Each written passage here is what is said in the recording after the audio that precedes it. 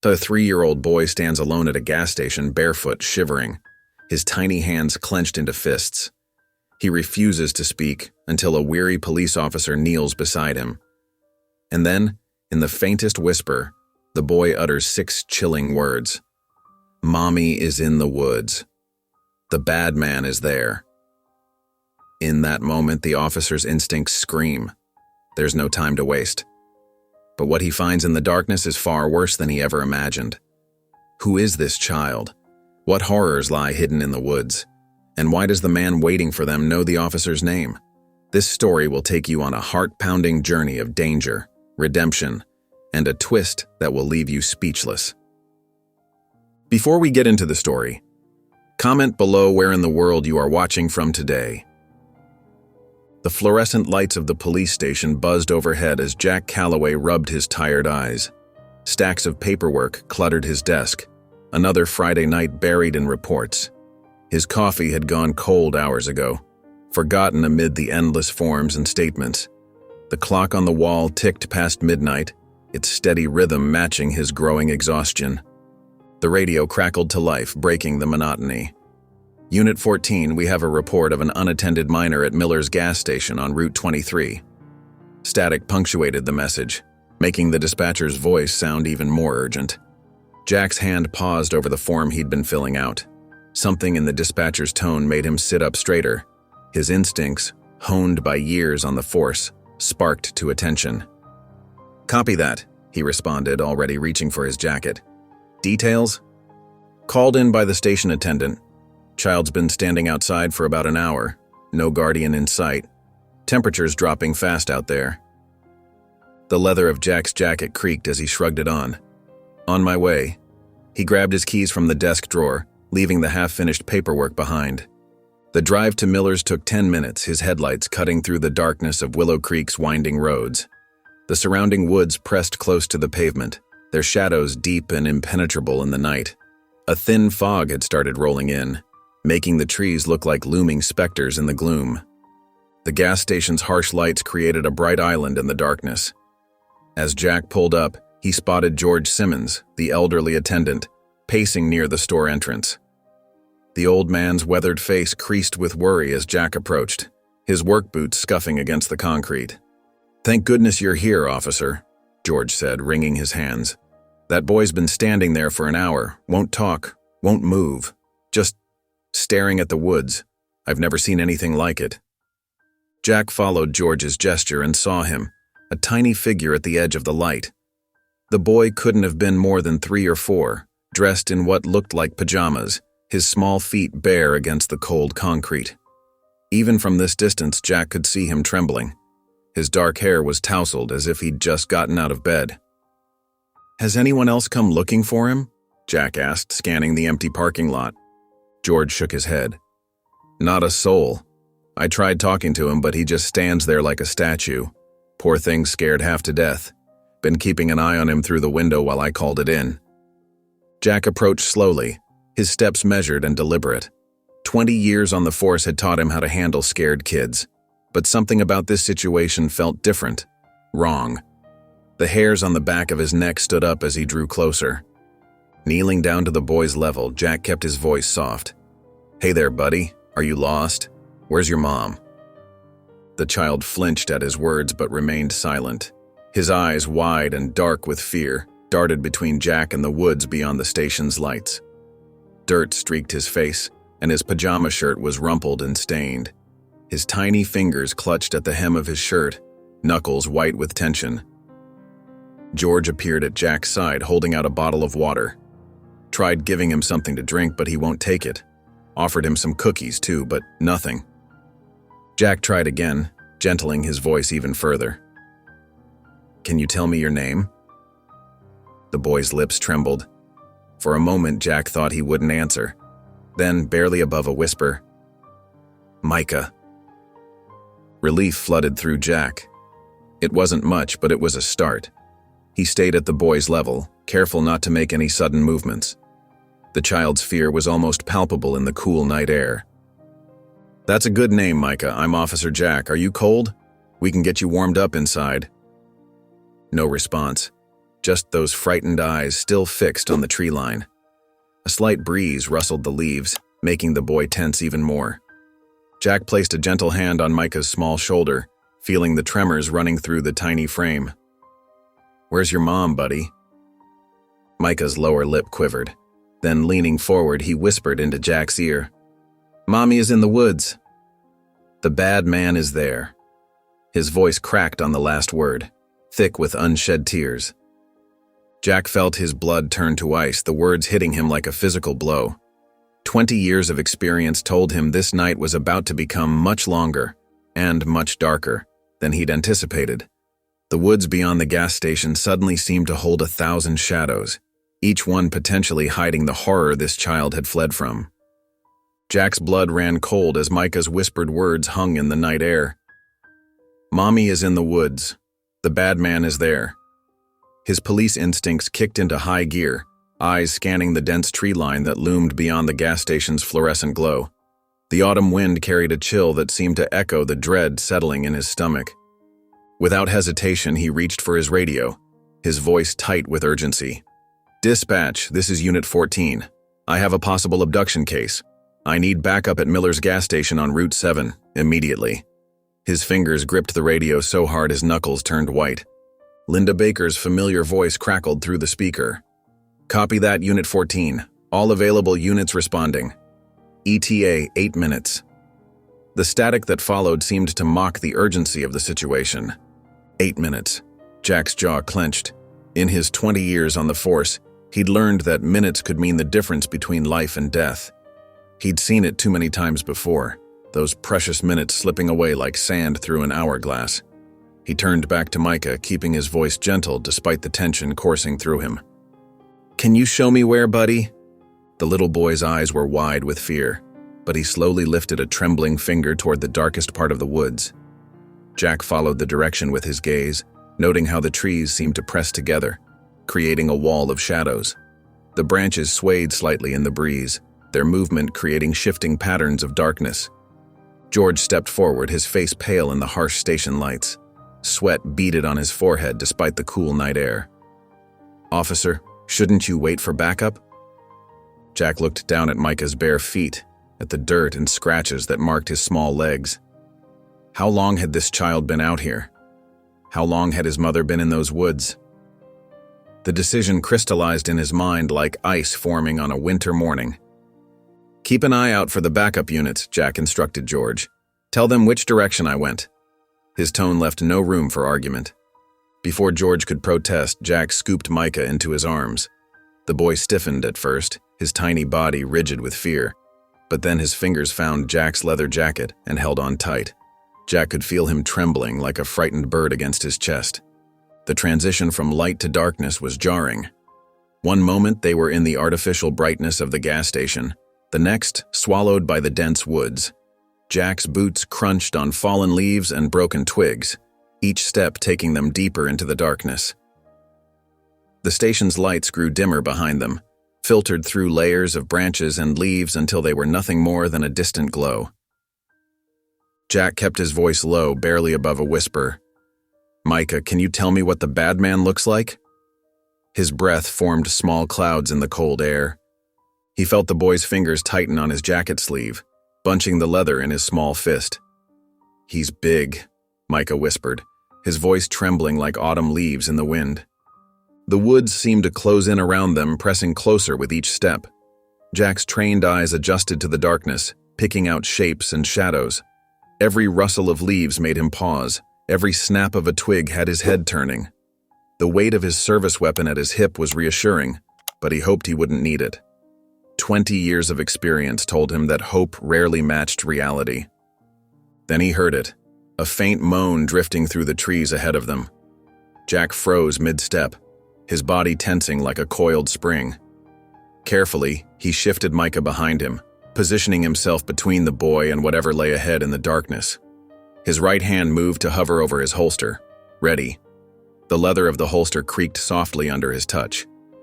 Through the thick canopy of leaves above, fragments of moonlight cast strange shadows on the forest floor. Somewhere in the darkness ahead, someone was there. Jack's heart pounded against his ribs as he strained to listen, every sense on high alert. The night seemed to hold its breath, waiting for what would happen next. The beam of Jack's flashlight cut through the darkness like a knife, revealing twisted roots and fallen branches scattered across the forest floor.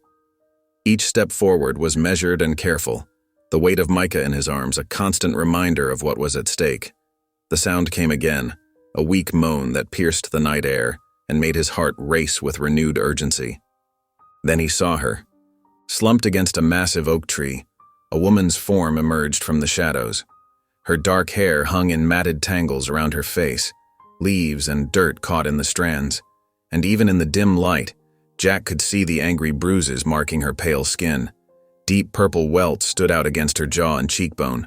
Her wrists were bound with rough rope that had cut into her flesh, leaving raw, bleeding marks, and her head lolled to one side as if staying conscious was too much effort. "Ma'am?" Jack called out softly, approaching with careful steps across the uneven ground.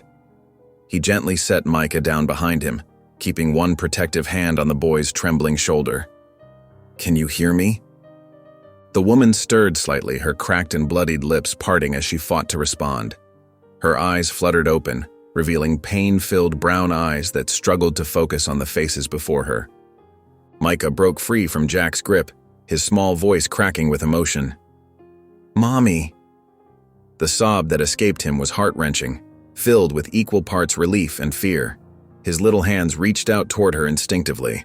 Jack quickly pulled his radio from his belt, eyes constantly scanning the surrounding darkness for any sign of movement. "Dispatch, this is Unit 14. I found the victim. She's alive but badly injured. Requesting medical assistance at my location ASAP." His free hand moved to check the woman's pulse, weak but steady beneath his fingertips. The night air was thick with tension, the woods eerily silent except for Micah's quiet whimpers and the occasional rustle of leaves overhead. Jack's fingers had just touched the coarse rope binding the woman's wrists when it happened. Crack! The gunshot exploded through the quiet forest like a thunderclap, shattering the stillness. Without hesitation, Jack threw himself over Rachel's body, using his own frame as a shield, while simultaneously pulling Micah close against him. The boy trembled violently against his chest as more bullets tore through the air, splintering the bark of nearby trees and sending wooden shards flying.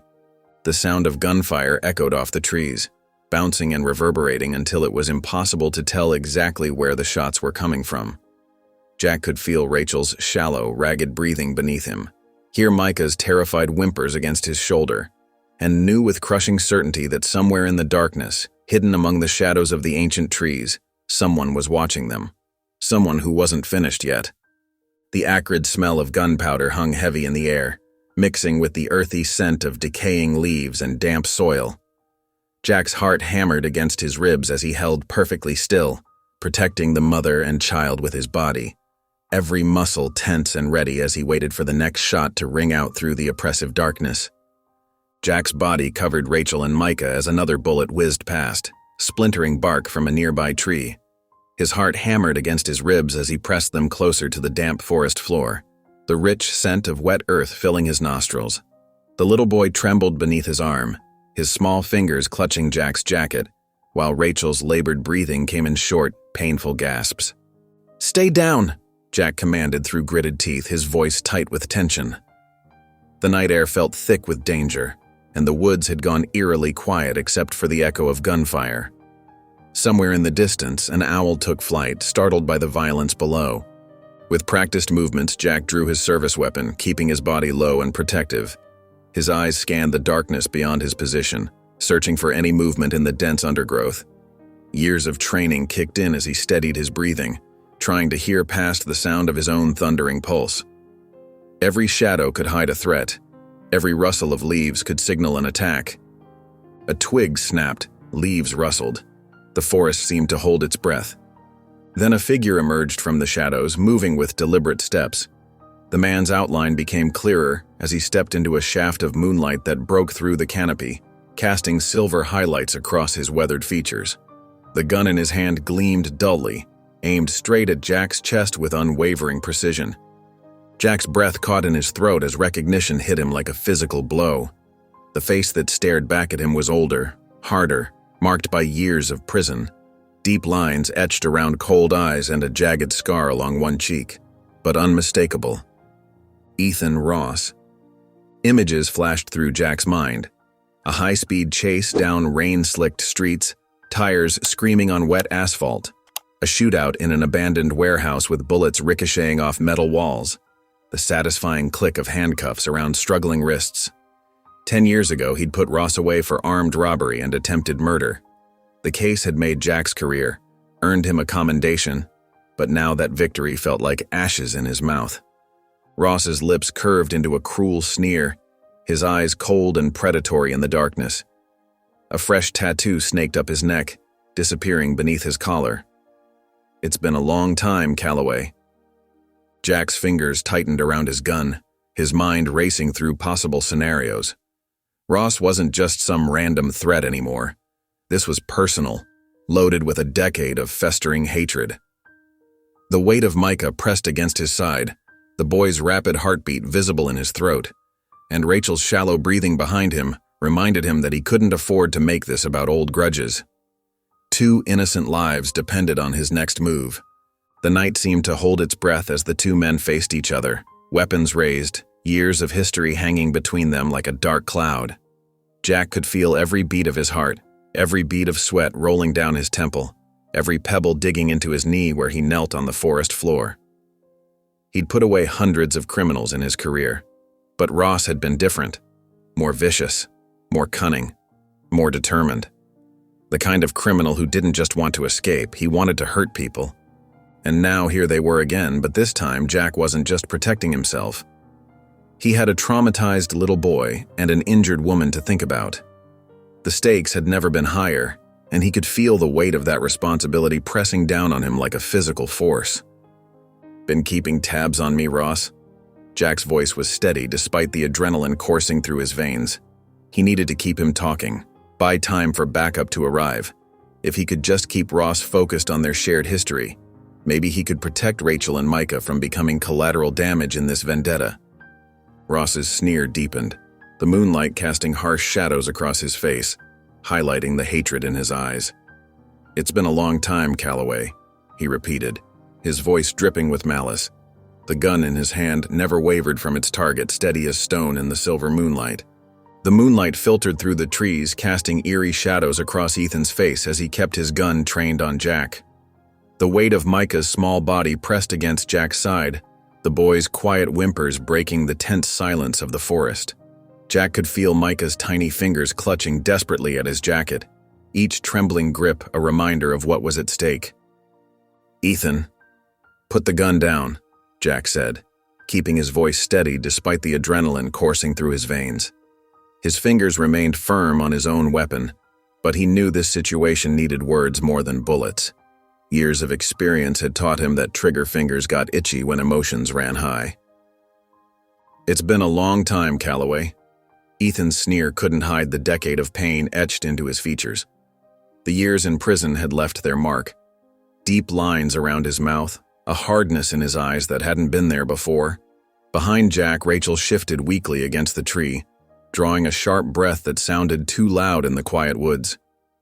Jack's mind raced back to that arrest 10 years ago.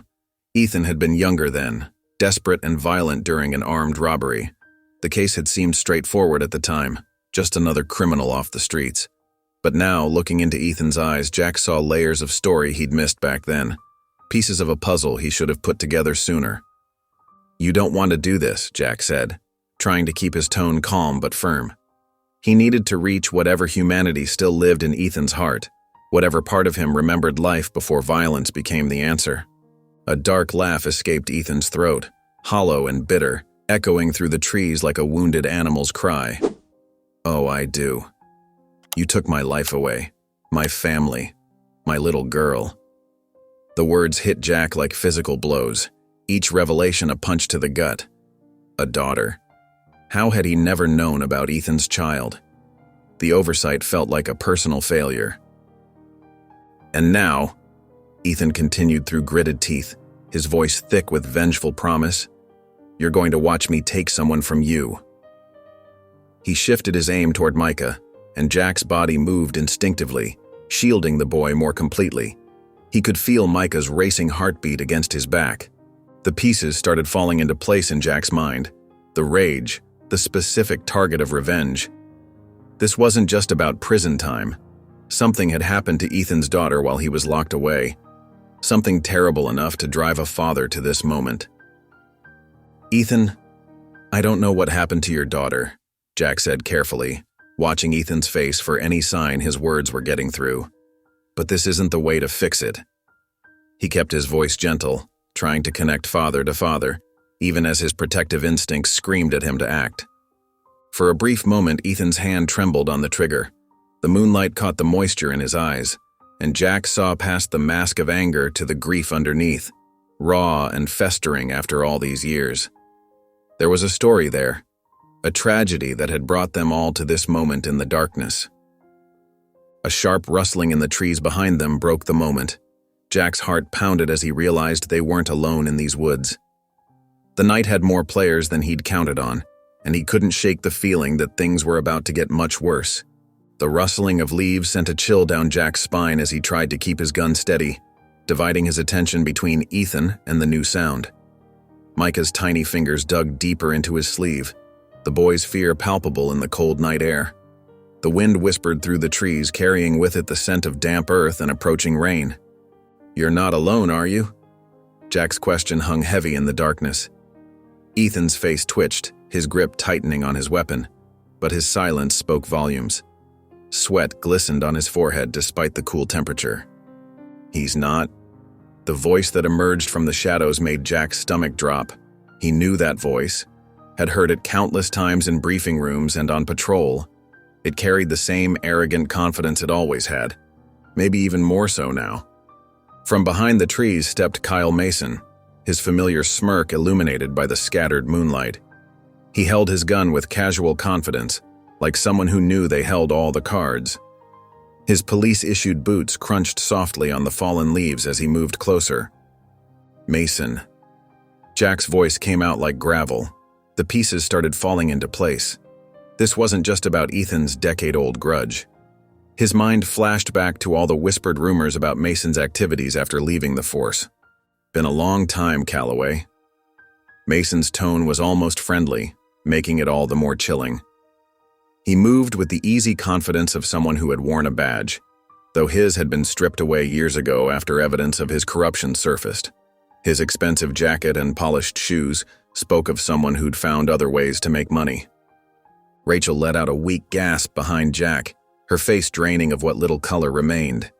Jack felt Micah trembling against him, the boy's small frame pressed closer, as if trying to disappear into Jack's jacket. The child's rapid breathing matched the frantic beating of Jack's heart.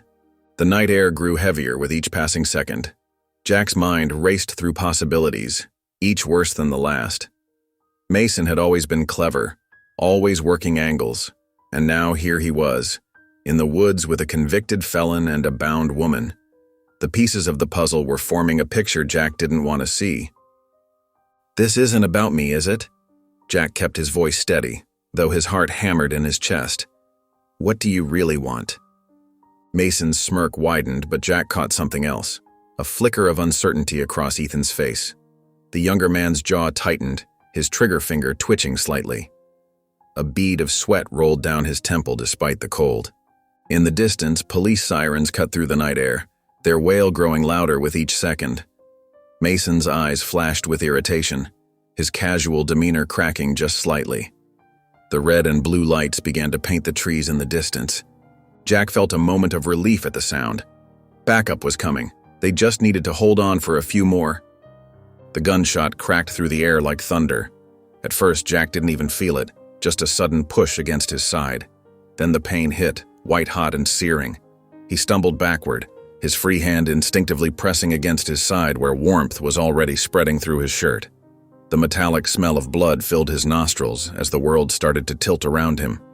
The gunshot echoed through the trees as Jack collapsed to one knee, his hand instinctively pressing against his side. Warm blood seeped between his fingers, soaking through his uniform shirt, and the world tilted sideways for a moment. His breath came in short, painful gasps as he fought to stay conscious. Micah's terrified scream pierced the night air, the sound tearing at Jack's heart more than the bullet in his flesh. "Officer Jack," Micah's small voice cracked with fear, his words dissolving into heartbreaking sobs. Rachel struggled against her bonds, trying to move toward Jack, but her injuries left her too weak. Her face was etched with horror as she watched him bleed, tears streaming down her bruised cheeks. "Jack, please," she whispered, her voice breaking. Ethan Ross took a stumbling step backward, his eyes wide with shock. This wasn't what he'd expected. His gun lowered slightly as he stared at the blood spreading across Jack's uniform, the color draining from his face as the reality of what just happened sank in. Kyle Mason stood with his weapon still raised, a cruel smirk playing across his face. The moonlight caught the silver of his gun barrel, still smoking from the shot. His eyes glinted with a predatory satisfaction that made him look more monster than man. Jack fought to keep his vision clear, but everything seemed to blur at the edges. The pain in his side burned white-hot, like molten metal beneath his skin, and he could feel his strength ebbing with each thundering heartbeat. Still, he kept himself between Mason and the others, protecting Micah and Rachel even as he struggled to stay upright, sweat beading on his forehead. "What the hell, Mason?" Ethan's voice cracked with fury and disbelief. His hands shook as he looked between Jack and Kyle, the weight of his choices crushing down on him. Kyle shrugged, casual and cold as winter frost. "We don't have time for hesitation." He checked his watch, as if shooting Jack was nothing more than a minor inconvenience in his busy schedule. Jack watched through the haze of pain as Ethan's hands clenched into fists. Something changed in the man's expression. A dawning realization that he'd aligned himself with someone far more dangerous than he'd understood. The moonlight caught the horror dawning in his eyes. "You're in over your head, Ethan," Jack managed to say, his voice weak but firm, each word costing him precious energy. "Don't let him use you like he uses everyone else." Ethan's eyes met Jack's. In that moment, something passed between them, an understanding that went beyond words. Jack saw the conflict in Ethan's face, the struggle between revenge and what was right, between darkness and redemption. Ethan's jaw tightened as he made his decision, his conscience finally winning out over his anger. Slowly, deliberately, Ethan lowered his gun completely, the weapon hanging loose at his side. "I didn't sign up for this," he said darkly, turning to face Mason. His voice carried the weight of a man who'd finally seen the truth. Kyle's face twisted with rage as he realized he was losing control, his carefully constructed plans crumbling before his eyes. He swung his gun toward Ethan, his finger tightening on the trigger, hatred burning in his gaze. "Big mistake," Kyle snarled, his words dripping with venom. Before he could fire, Ethan launched himself forward, tackling Mason to the ground. The two men crashed into the dirt with bone-jarring force, wrestling for control. Their grunts and the sound of fists meeting flesh filled the night air, punctuated by curses and gasps for breath.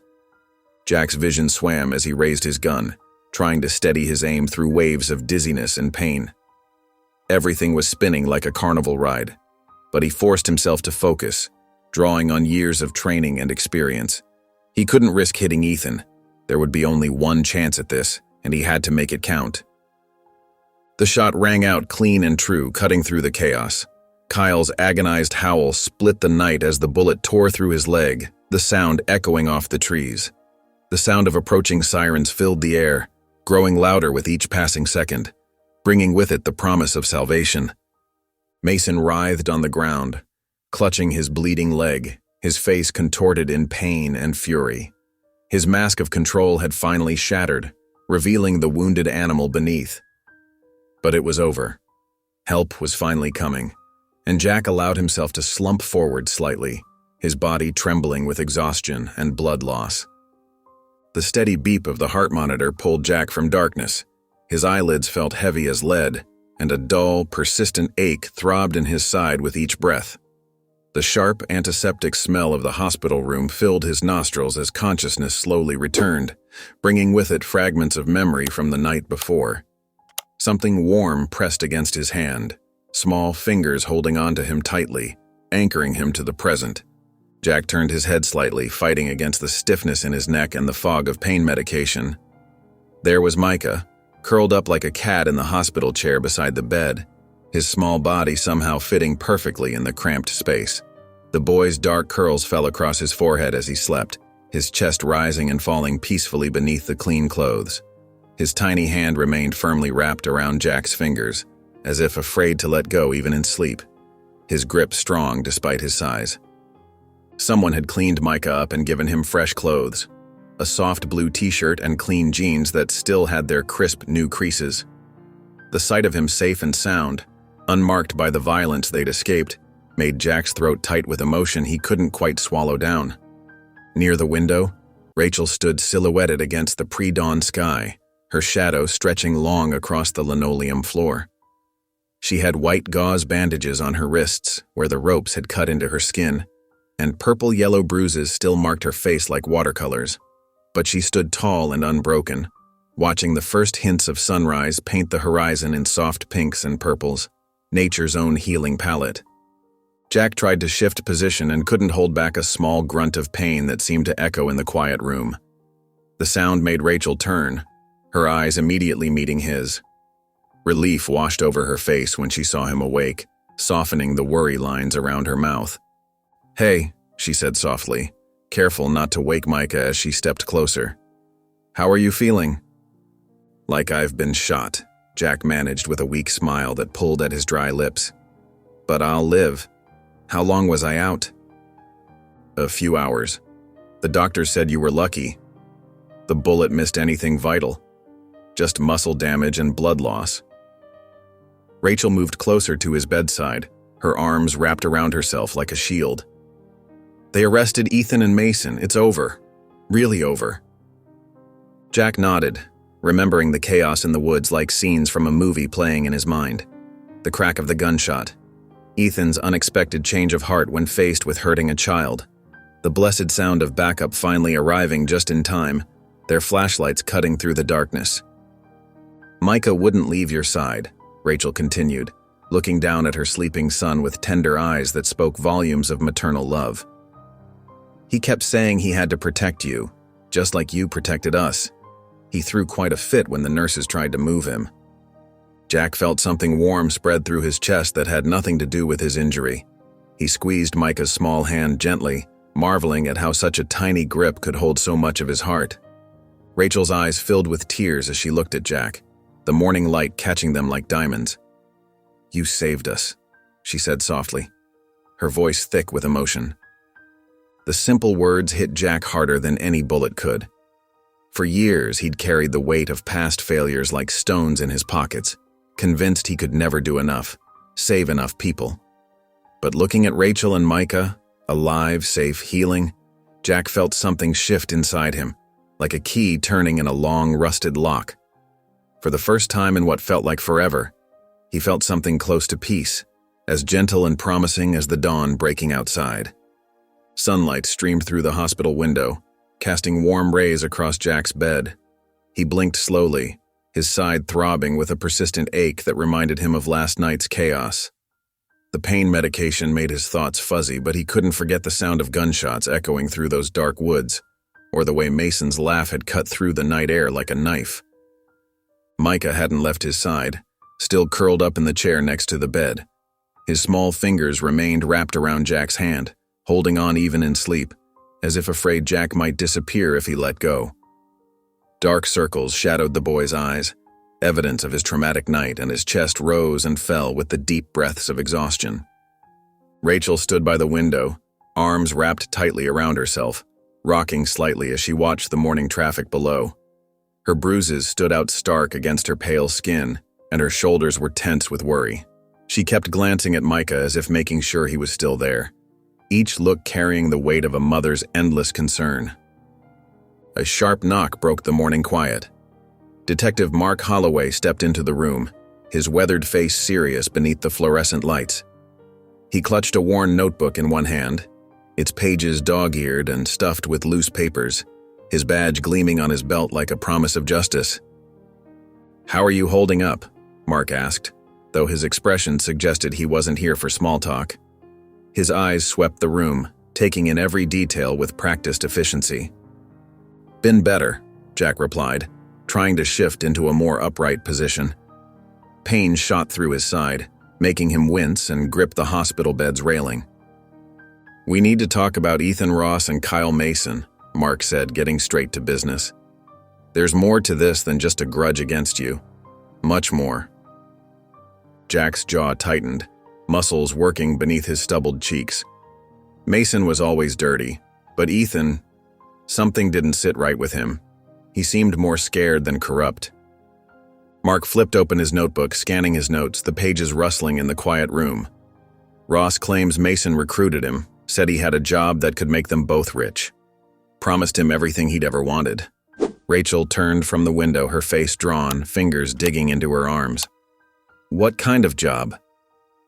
Mark hesitated, his eyes flicking to Micah's sleeping form before answering, his voice dropping to barely above a whisper. "Human trafficking, specifically targeting single mothers and their kids. They had a whole network set up." Rachel's gasp filled the room. She rushed to Micah, wrapping her arms around him protectively, her body trembling. The boy stirred but didn't wake, his hand still holding onto Jack like an anchor in a storm. Jack felt ice spread through his veins, a cold fury building in his chest. The pieces were falling into place. Mason's smirk in the woods, Rachel's terror, the way they'd targeted her and Micah specifically. It was all part of something bigger, something darker. If Mason wasn't working alone... Jack's voice was low, dangerous, like thunder before a storm. Someone else is still out there. Someone with power. Rachel's hands tightened around Micah's shoulders, her eyes wide with fresh fear, tears threatening to spill. The morning sunlight suddenly felt colder, the hospital room's safety more fragile than before, as if the walls themselves might crumble under the weight of this new threat. The hospital room was cloaked in darkness save for the soft glow of medical equipment and the pale moonlight filtering through the window. Jack's eyes snapped open, his heart pounding as he gasped for air. The nightmare had felt so painfully real. The deafening crack of the gunshot, the warm blood seeping through his fingers, Micah's terrified scream piercing the night, and Rachel's face frozen in sheer horror. The sudden movement caused a sharp throb in his wounded side, a stark reminder that while the nightmare had passed, the physical pain was very much present. Sweat had dampened his hospital gown, and he struggled to steady his ragged breathing. Next to him, Micah stirred slightly, his small hands gripping Jack's blanket tightly, as if afraid the man might vanish if he let go. The suffocating feeling of dread refused to dissipate. Jack pushed the blanket off his legs, desperate to feel less confined. The cool air helped clear his head, but the haunting images from his nightmare still flickered behind his eyes. Every shadow in the room seemed to conceal a lurking threat. "Can't sleep?" Rachel's soft voice came from near the window, where she stood like a vigilant sentinel, her silhouette outlined by the moonlight. Her arms were wrapped around herself, and Jack could sense the same restlessness radiating from her. "I keep seeing it," Jack admitted, his voice rough with emotion. "If I had been just a second too late..." He couldn't bring himself to finish the thought, the mere possibility too overwhelming to bear. Rachel crossed the room quietly, careful not to disturb the sleeping Micah. She reached out and placed her hand over Jack's, her touch gentle but steadfast. "But you weren't," she said firmly. "You saved us." Jack wanted to believe her words, to feel the relief of knowing it was all over. Yet, something deep in his gut told him otherwise. The unease sat heavy in his chest, a foreboding warning he couldn't ignore. Mason hadn't been working alone. There had to be others involved in the trafficking operation. Others who might come looking for Rachel and Micah. No matter what happens next, Rachel squeezed his hand, her voice steady despite the fear he could see in her eyes. "You don't have to face it alone." Jack nodded, but the knot in his stomach refused to loosen.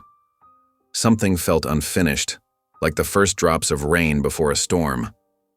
He looked at Micah's sleeping form, then at Rachel's bruised face, and knew with unwavering certainty that this was far from over. The morning sunlight streamed through the hospital window, casting long shadows across the sterile room. Jack's eyes fluttered open to find Rachel sitting beside his bed, her face etched with worry. She hadn't noticed he was awake yet, her delicate fingers absently playing with the silver chain around her neck. Her eyes were distant, lost in memories Jack couldn't see, and dark circles beneath them spoke of sleepless nights. "You're scared," Jack said softly, his voice still rough from sleep. The words came out raspier than he'd intended, and he cleared his throat gently. Rachel startled slightly, her hand dropping from the necklace. She didn't try to deny it, just met his gaze with tired eyes that had seen too much pain. The fluorescent hospital lights cast harsh shadows across her face, making her look even more exhausted than before. "I was married," she began, her voice barely above a whisper. "Micah's father, Daniel, was a good man." She paused, swallowing hard, fingers twisting in her lap. "But he died in a car accident when Micah was just a baby. I never even got to say goodbye." Jack watched her carefully, noting how her shoulders tensed as she spoke. The morning light caught the silver chain around her neck, making it glimmer. He could see the weight of her past pressing down on her, bending but not breaking her spirit. "Things got hard," Rachel continued, looking down at her hands. "We moved around trying to find stability. That's when I met a man. He seemed kind at first, promised he could help." Her fingers knotted together until her knuckles turned white. Jack's jaw tightened. "Mason?" Rachel nodded, wrapping her arms around herself as if trying to hold herself together. "He was charming, understanding. Said he knew people who could help me get back on my feet." Her voice cracked slightly. "I was desperate, exhausted from trying to make ends meet. I wanted to believe him. I needed to believe someone cared." She stood up, walking to the window. The morning sun illuminated the tears in her eyes, making them shine like diamonds. At first it was small things. A grocery bill paid here, help with rent there. But then, she shuddered, pressing her palm against the cool glass. The request started, the control, the threats. He owned everything, our apartment, our car. He made sure I couldn't leave. Jack felt anger burning in his chest as Rachel spoke, painting a picture of Mason's manipulation. His fists clenched beneath the thin hospital blanket, fighting the urge to punch something. "When I realized what he really wanted, what he was trying to force me into," Rachel's voice trembled. "I packed what I could carry and ran with Micah in the middle of the night. We left everything behind except what fit in one backpack." She turned back to face Jack, her eyes haunted but with a glimmer of determination beneath the fear. "I thought I escaped, but he never let me go. He's always been there, watching, waiting." Jack absorbed her words, understanding dawning. The night at the gas station hadn't been a random attack. Mason had been hunting them, waiting for his chance to reclaim what he saw as his property.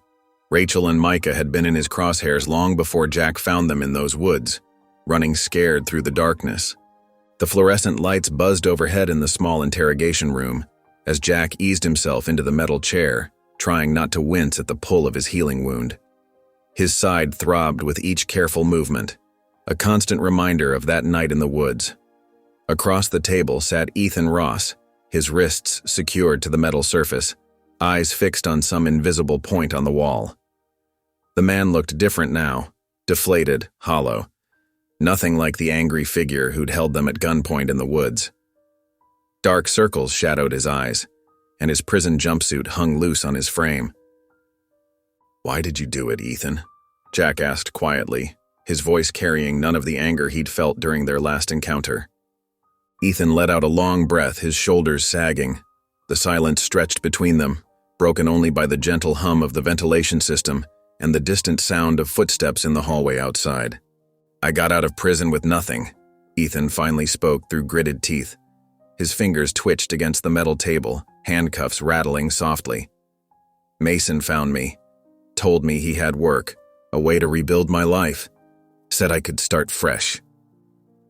Jack leaned forward, ignoring the twinge in his side. "He used you, just like he uses everyone." A bitter scoff escaped Ethan's lips. He said it was just a job.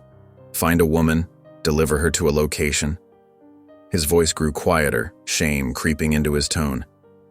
"I didn't ask questions at first, but when I saw the kid, when I realized what was really happening, As Ethan trailed off, turning his face away, Jack noticed the slight tremor in his hands.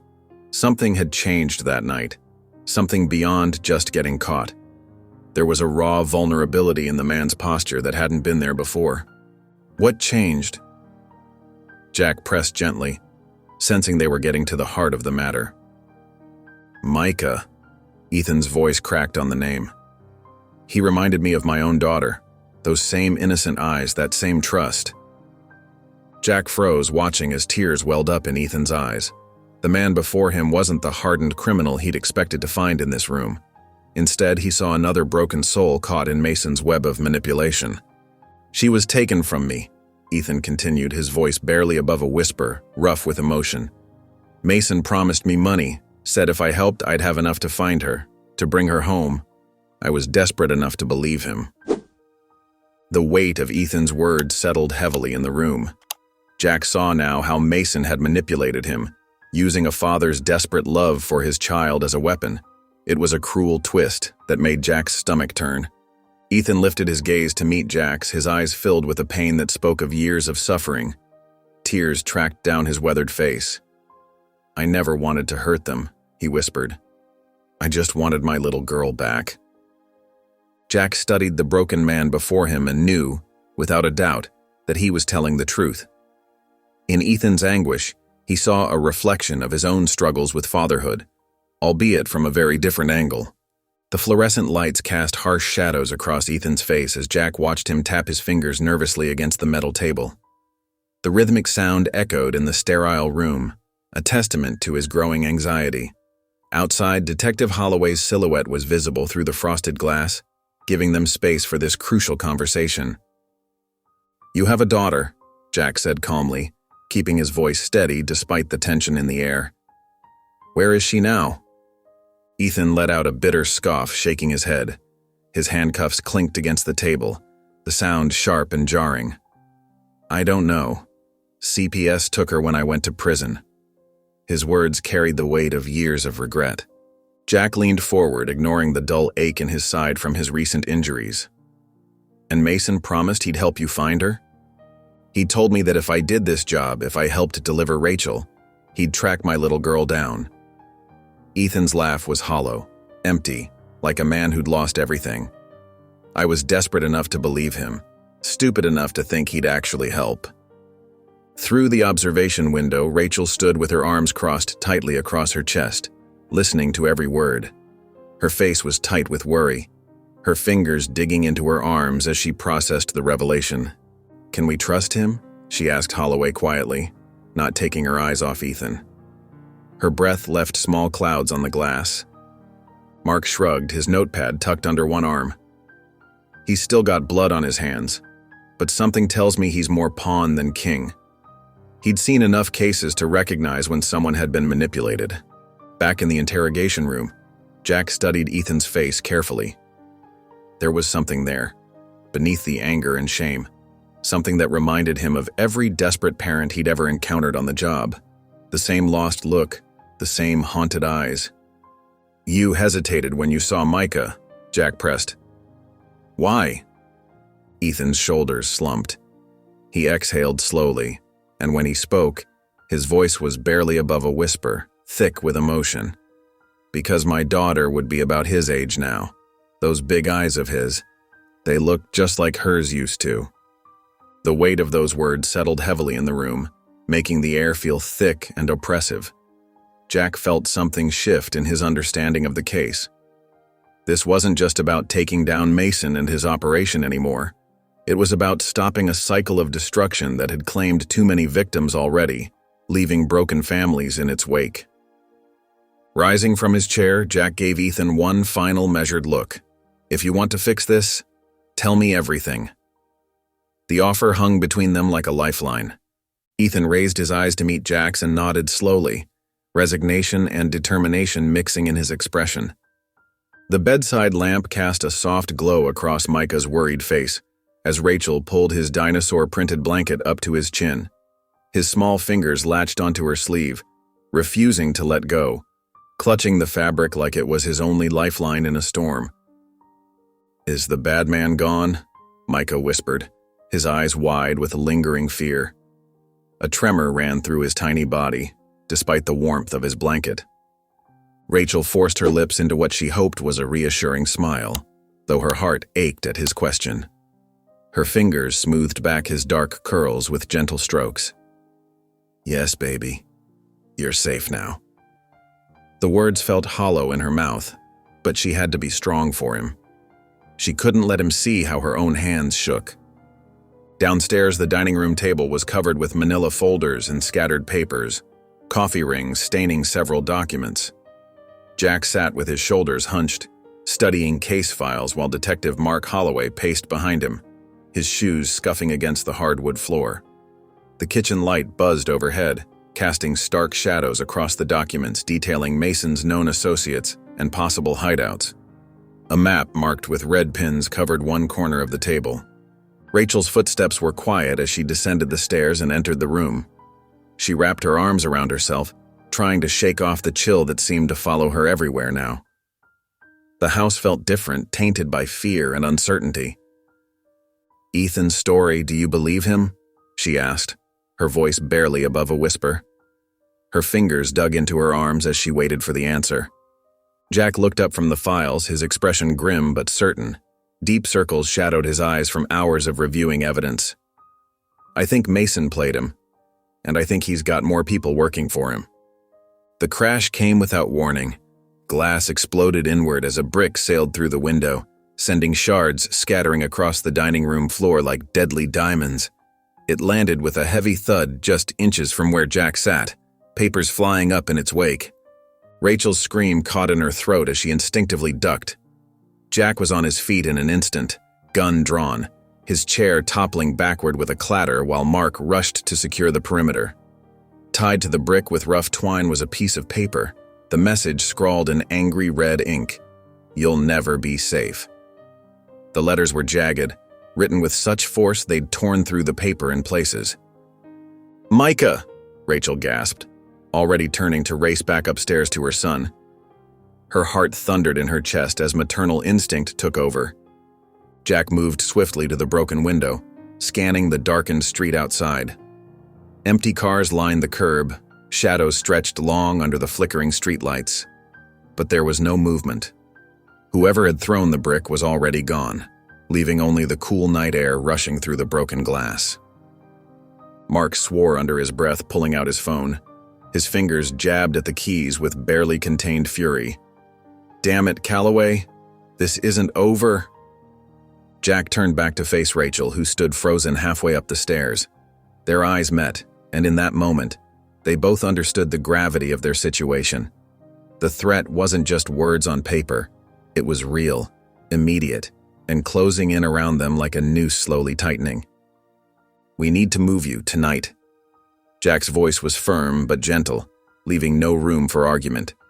His hand still gripped his weapon, ready for any threat. Rachel swallowed hard, her hand gripping the stair railing until her knuckles turned white. She nodded, knowing he was right. They were being hunted, and this house was no longer safe. The only home she and Micah had known had become just another place they had to leave behind. In the dim light of Rachel's modest home, Jack and Detective Holloway moved with urgent purpose, stuffing clothes and essentials into 2 weathered duffel bags. The air crackled with tension as they worked, knowing time wasn't on their side. Rachel hovered near Micah, who sat cross-legged on the couch, holding his stuffed rabbit like a shield against the chaos around him. His small fingers worked nervously at the rabbit's worn ear, a habit that had become more pronounced in recent days. "Are we running away?" Micah's small voice quivered in the tense atmosphere. His eyes, fixed on Jack, held a mixture of trust and fear that made Jack's chest tighten. The boy's lower lip trembled slightly as he waited for an answer. Jack set down the bag he was holding and knelt beside the boy, keeping his voice gentle and steady, the way he always did when Micah needed reassurance. "No, buddy, we're just going somewhere safer." He reached out and squeezed Micah's shoulder softly, feeling the slight tremor running through the child's small frame. The boy nodded, but his tiny fingers continued to tremble as they gripped his rabbit tighter, his knuckles white with the effort. In the bedroom, Rachel moved methodically, pulling family photos from the walls. Her hands shook as she wrapped each frame in a t-shirt before placing them carefully in a box. These weren't just pictures. They were precious memories of happier times. Jack watched from the doorway, noting the way her shoulders hunched with invisible weight, the burden of their situation evident in every careful movement she made. "You're doing the right thing," he said quietly, trying to offer what comfort he could in this impossible situation. Rachel paused, turning to meet his eyes. The moonlight streaming through the window caught the tears threatening to spill down her cheeks, highlighting the fear and uncertainty etched across her face. "Then why does it feel like we're losing?" The words hung heavy in the air between them, thick with unspoken worry. But before Jack could respond, the sharp sound of tires screeching against pavement cut through the night. Gravel crunched under heavy wheels just outside the house, the sound unmistakable and threatening in its suddenness. Jack's body tensed instantly, years of police training kicking in as adrenaline flooded his system. He drew his weapon in one fluid motion, exchanging a quick glance with Mark. The look they shared spoke volumes. They both knew what those sounds meant. "Get them out the back, now." Rachel scooped Micah up without hesitation, the boy instinctively wrapping his arms around her neck, his rabbit dangling forgotten from one hand. She clutched him close as Mark ushered them toward the kitchen and the back door beyond, their footsteps quick but quiet on the worn linoleum. Jack moved swiftly to the front entrance, his heart hammering against his ribs. The familiar weight of his service weapon offered little comfort as he positioned himself beside the door, gun ready, listening to the sound of footsteps approaching on the porch. Each creak of the wooden boards outside sent a fresh surge of tension through his body. The night wasn't over yet, not by a long shot. The night air crackled with tension as Rachel clutched Micah to her chest, her feet pounding against the damp grass of her backyard. Detective Holloway stayed close, his gun trained on the shadows around them. The beam from the back porch light barely reached halfway across the yard, leaving too many dark places where danger could hide. The distant wail of sirens only added to the chaos of the moment. "We need to move faster," Mark urged, his voice tight with urgency. His eyes darted between the tree line and the house, scanning for any sign of movement. Rachel's legs trembled beneath her as she pushed forward. The weight of Micah in her arms felt both precious and overwhelming. Her son's small fingers dug into her shirt, his face buried against her neck. Every step sent jolts of fear through her exhausted body. "Mommy, I'm scared," Micah whispered, his warm breath tickling her ear. His little body shook with each ragged breath. Rachel swallowed hard, forcing her lips into what she hoped was a reassuring smile. "It's okay, baby," she lied, knowing it was anything but okay. Her heart ached at having to deceive him, even to protect him. The crack of gunfire shattered the night. Rachel instinctively dropped to the ground, shielding Micah with her body. The sound of bullets tearing through leaves and splintering wood filled the air. The acrid smell of gunpowder burned her nostrils. From his position by the fence, Jack returned fire, his movements precise despite the chaos. Through the muzzle flashes, he caught sight of a familiar face, Troy West, Mason's most trusted enforcer. The man's cruel smile gleamed in the darkness, his teeth flashing like those of a predator. "You're making a mistake, West," Jack called out, his voice rough with anger and determination. His finger tightened on the trigger, ready to defend the family he'd sworn to protect. West's laugh cut through the darkness. "Not from where I'm standing." The malice in his voice sent chills down Rachel's spine. The next shot came faster than Jack could react. White-hot pain exploded through his shoulder as the bullet found its mark. He stumbled back, pressing his hand against the wound. Warm blood seeped between his fingers, staining his shirt a dark crimson. Rachel watched in horror as Jack was hit. Her heart pounded so hard she could barely breathe. Looking at Micah's terrified face, then back at Jack's bleeding form, she made the hardest decision of her life. The weight of it crushed her chest like a vice. Tears spilled down her cheeks as she gripped Micah tighter. "We have to leave. Now," she choked out, her voice breaking. Each word felt like glass in her throat. Through the haze of pain, Jack met her eyes and nodded. He understood. They had no choice but to run. The night swallowed their footsteps as they fled, leaving behind everything they knew, with only the desperate hope of survival driving them forward. The abandoned cabin creaked and groaned in the midnight wind, dust particles dancing like tiny stars in the thin beam of Mark's flashlight. Jack sat propped against a weathered wall, his breathing labored and uneven as he pressed a makeshift bandage fashioned from his torn shirt against his bleeding shoulder. Rachel knelt beside him, her trembling hands trying to help stem the flow of blood, her face pale in the dim light. Micah hadn't left Jack's side since they arrived, his small fingers wrapped tightly in Jack's jacket like it was a lifeline. His eyes were wide with worry, darting between Jack's pained expression and the cabin's darkened windows, flinching at every strange sound that echoed through the night. Mark paced restlessly near the door, his gun ready at his side, pausing every few seconds to peer through gaps in the wooden boards covering the windows. The forest outside was pitch black, the moonless night hiding any signs of pursuit, making every rustling leaf sound like a potential threat. "How did they find us?" Rachel whispered, her voice barely audible above the wind whistling through the cabin's numerous cracks. Her hand shook as she adjusted the blood-soaked bandage on Jack's shoulder. Mark pulled out his phone, the harsh blue light illuminating his face as he scrolled quickly through the police database, his fingers moving with urgent purpose.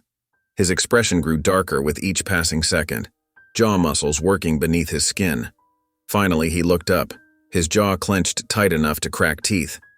"Someone inside the department is feeding them information," Mark said, his voice heavy with anger and betrayal, each word bitter on his tongue. Jack's head snapped up despite the pain that flashed across his features. "A mole," he said grimly, understanding dawning in his tired eyes as pieces of the puzzle fell into place. Rachel inhaled sharply, pulling Micah closer to her side, her arm protective around his small shoulders. "So we were never safe," she said, the realization hitting her like a physical blow, her voice cracking slightly. "They knew exactly when and where to hit us," Mark confirmed, running a hand through his disheveled hair in frustration. "We need to flush them out before they do worse, before someone else gets hurt." Jack grimaced as he forced himself to sit up straighter, ignoring Rachel's concerned protest and the fresh wave of pain that washed over him. Despite the agony etched across his face, his eyes were clear and focused, burning with determination. "And I think I know how." His voice was steady as he laid out his plan, each word measured and deliberate. "We leak false information. Say we're moving Rachel somewhere else. See who takes the bait and shows their hand." Mark nodded slowly, understanding lighting his features as the plan took shape in his mind. "And when they do, we'll be ready. We'll end this." Rachel tightened her hold on Micah, fear evident in her eyes as she looked between the two men. The clock was ticking, and they were running out of time. The night pressed in around them, full of shadows and threats as they prepared to make their stand. The night air was crisp and still as Jack and Mark sat in their unmarked car, watching the dimly lit safe house through binoculars. Jack's wounded shoulder throbbed with each heartbeat, but he ignored it, focusing on the task at hand. The pain was nothing compared to what Mason had put Rachel and Micah through. In the back seat, Rachel held Micah close, both of them quiet as church mice, their breath fogging the window slightly. "If there's a mole, they'll show up," Mark muttered, checking his watch for the 10th time, the soft glow illuminating the worry lines on his face. "The information we leaked was too tempting to resist. Mason won't be able to help himself." Jack nodded, his fingers tightening around his gun. The weight of it felt reassuring, grounding him in the moment. They'd chosen this safe house carefully, remote enough to be believable, but with clear sightlines and multiple escape routes if things went south. The abandoned building's weathered exterior and overgrown yard made it look perfectly neglected. Suddenly, distant headlights cut through the darkness like searchlights. Jack straightened, every muscle tensing as adrenaline flooded his system. Mark lowered his binoculars with a soft curse, reaching for his own weapon. A black SUV appeared, moving slowly down the dirt road toward the safe house, gravel crunching under its tires.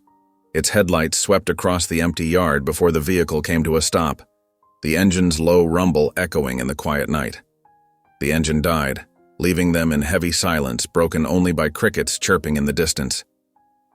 The driver's door opened first with a metallic creak. Troy West stepped out, his bulky frame unmistakable even in the darkness. He scanned the area like a predator, hand resting near his hip where Jack knew he kept his gun, moonlight glinting off his badge. Then the passenger door opened. Rachel's sharp intake of breath confirmed what Jack was seeing. Kyle Mason, looking exactly as he had that night in the woods, stepped out with the same arrogant swagger. His expensive suit seemed out of place in the rural setting. "That's him," Rachel whispered, her voice trembling like autumn leaves. She pulled Micah closer as the boy buried his face against her chest, tiny fingers gripping her shirt so tight his knuckles went white. A single tear rolled down her cheek. Jack glanced at Mark, who gave a firm nod, jaw clenched with determination. They'd planned this carefully, going over every detail. Backup was positioned in the trees, waiting for their signal. This was their chance to end it all, to stop Mason's trafficking operation and give Rachel and Micah their lives back, to finally bring justice to all his victims. "We end this, now," Jack said, his voice hard with determination. Mark checked his radio one last time, the static crackling softly as he confirmed their backup was ready and in position. Jack cocked his gun, the sound sharp in the quiet car. "Let's finish this," he said in a low voice, feeling the weight of years of pursuing Mason coming to a head in this moment. Mark nodded grimly, and together they moved to exit the vehicle, ready to take down the men who had caused so much pain and suffering. The car doors opened silently, well-oiled hinges not betraying their presence in the darkness. Thunder cracked overhead as Jack and Mark burst through the safehouse door, their weapons trained on the two figures inside. The sudden intrusion caught Kyle Mason mid-conversation with Troy West, both men freezing at the sight of raised guns. Rain lashed against the weathered building, creating sheets of water that cascaded down the windows. "Don't even think about it," Jack snarled as Troy's hand twitched toward his holster. His voice carried the weight of 20 years of authority, leaving no room for argument. Rain pounded against the windows, creating an ominous backdrop to the tense standoff. From the safety of the car outside, Micah pressed his face against the window, his small hands leaving foggy prints on the glass as he watched. His breath came in quick, frightened puffs that made the condensation grow and shrink. Rachel tried to pull him back, but her own eyes remained fixed on the scene unfolding inside, her heart hammering against her ribs. Kyle Mason's lips curled into that familiar, smug smile that made Jack's blood boil. He raised his hands slowly, deliberately, but there was no fear in his stance, only cold amusement. His expensive suit seemed out of place in the rundown safehouse. "Well, well, Calloway," Mason drawled, his voice smooth as silk but dripping with venom. "You really should have stayed down." Jack took a step forward, keeping his gun steady despite the burning pain that radiated from his shoulder down his arm. "You made this personal when you went after them." His finger tightened slightly on the trigger. Kyle's laugh echoed through the sparse room, a sound devoid of warmth that seemed to drop the temperature several degrees. "You still don't get it, do you? You can't stop this." His eyes gleamed with dark satisfaction, like a predator savoring its prey's final moments. "There's always someone higher up." Jack and Mark exchanged quick glances, their years of partnership allowing them to communicate volumes in that brief moment. The same thought crossed their minds. If Mason wasn't the mastermind behind all this, who was pulling the strings? The implication sent a chill down Jack's spine. The question hung heavy in the air, but before Jack could dig deeper, movement flashed in his peripheral vision. Troy West lunged forward with unexpected speed, his desperation making him dangerous. The gunshot cracked through the air like another thunderbolt, deafening in the confined space.